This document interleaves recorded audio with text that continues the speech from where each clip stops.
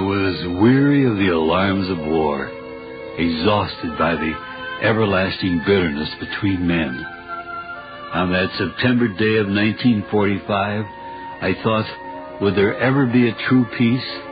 A peace when walls between nations would fall, men would be in conflict only against poverty and illness, and the word unhappiness would be stricken forever from the human heart?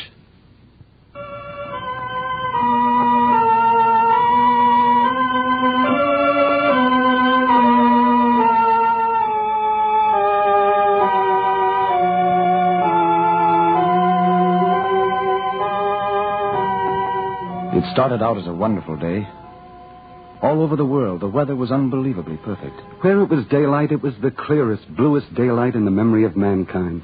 Where it was night, the sky was cloudless, and the moon and the stars gave light bright almost beyond belief. And as all mankind shared the blessings of perfect weather, so also they shared a common, all-encompassing interest. For on this day, men of all nations grouped around their radios and televisors, watching and listening to an epochal event which was taking place in the great council hall of Geneva. Yes, epical indeed was this meeting, for in the great vaulted chamber sat 1,000 men of many tongues and many colors, of many temperaments, many ideologies, the chosen representatives of their nations, come together in council to meet and discuss a cause close to the heart of every man. And as each representative rose and spoke, from Tokyo to Melbourne, from Cape Town to Moscow, from Santiago to Nome, the ears and the eyes and the hearts of all mankind were with them. Black men, white men, yellow men, brown men, red men, listening and hoping. Indo-European, Arab and Berber, Mongolian, Malayan and Polynesian, American Indian, Dravidian, African, Australian and Papuan, hoping and listening. Protestant, Roman Catholic, Jew and Mohammedan, Confucian and Buddhist, Orthodox Catholic, Brahmin and heathen. All of them listening and hoping.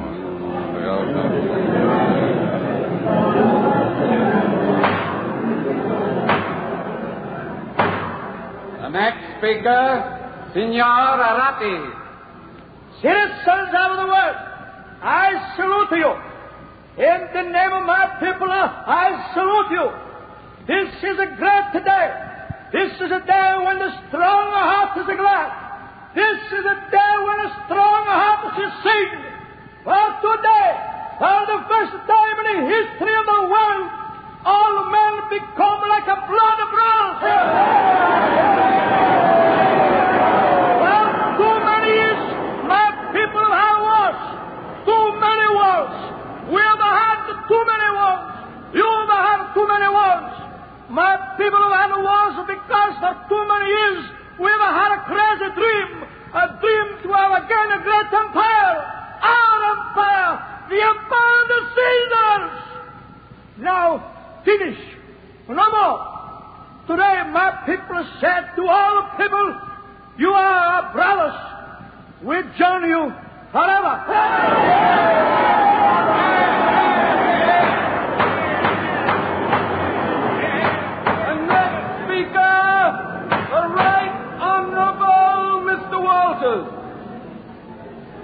Gentlemen of the world, as a representative of my government, I bring you most cordial greetings and felicitations. This is indeed an historical movement, this joining together of all the races of mankind for the common good. Great was the moment when the Magna Carta was signed. As great indeed were the moments when the various constitutions were signed. But I say to you that this, indeed, is the greatest of moments. This moment of submersion of nationalistic ambition for the international good. My country, for years, has fought many wars. Our ancestors thought some of them righteous. But we, of this more enlightened time, renounce this shame forever. And we thrust behind us forever the imperialistic ambitions which have cost us the blood of our youth for so many centuries. Yes, from this moment henceforward, we give our empire to the world.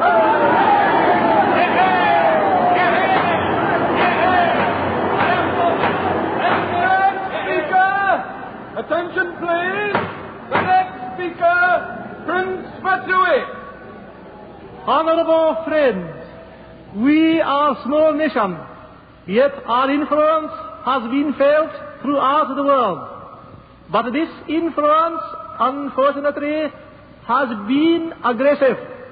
Today, I am happy to say all that is ended. We renounce the error of our fathers. We renounce belief that our island is the seat of godliness, and we join in this great idea that all men are of God, and all men are one, and all men can live as one in brotherhood and happiness. Banzai.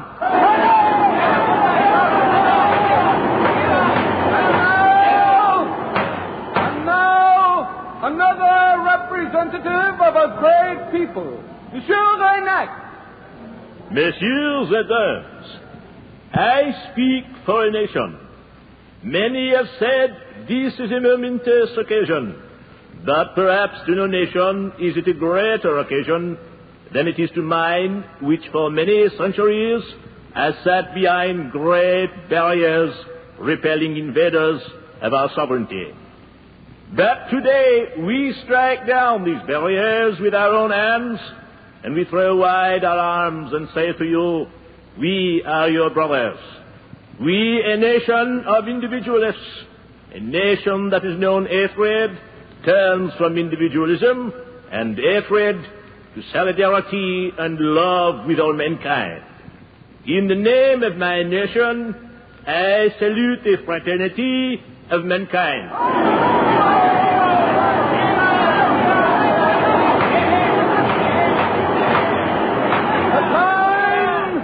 The time grows short. A few words from the representative of a great democracy. My friends, I stand here before you alone. And yet, I assure you, 120 million of my countrymen are with me here in spirit. For many years, our national policy has been to mind our own business and to keep our powder dry. That was an excellent policy when nations were at each other's throats. But today, I stand here to tell you that we have renounced this policy. We have renounced it because we have outgrown such beliefs, even as nations have outgrown the belief that the only manner in which to settle disputes is by force. As a mature people, we reach out beyond the oceans which surround us and say to all of you, we are as you. You are as we. We are as one. We join in this great international movement without fear, without reservation. United we stand, all of us, forever.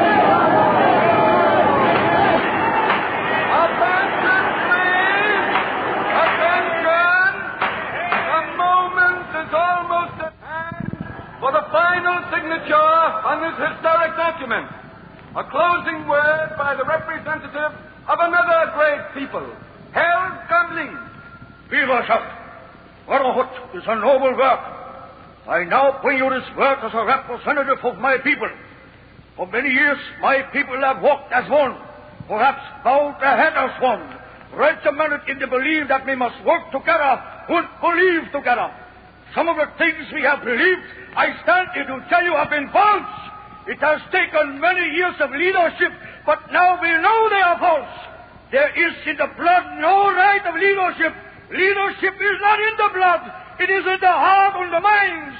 This day we turn our blood into the great bloodstream of all mankind. White, yellow, black, the blood is the same.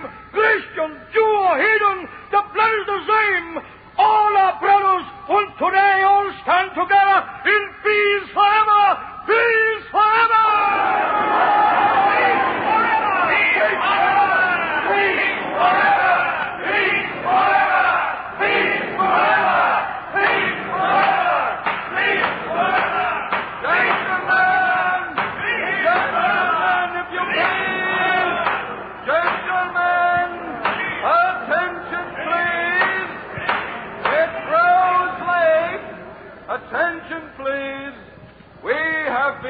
procession many days.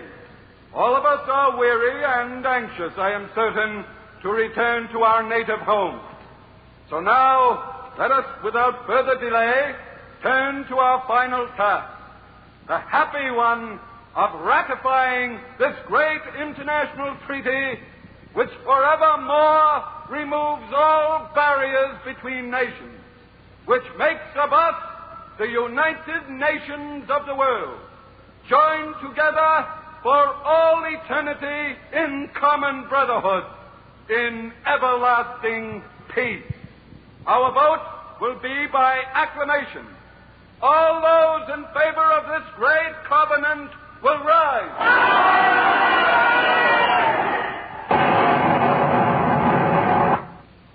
And that was the day the sun exploded.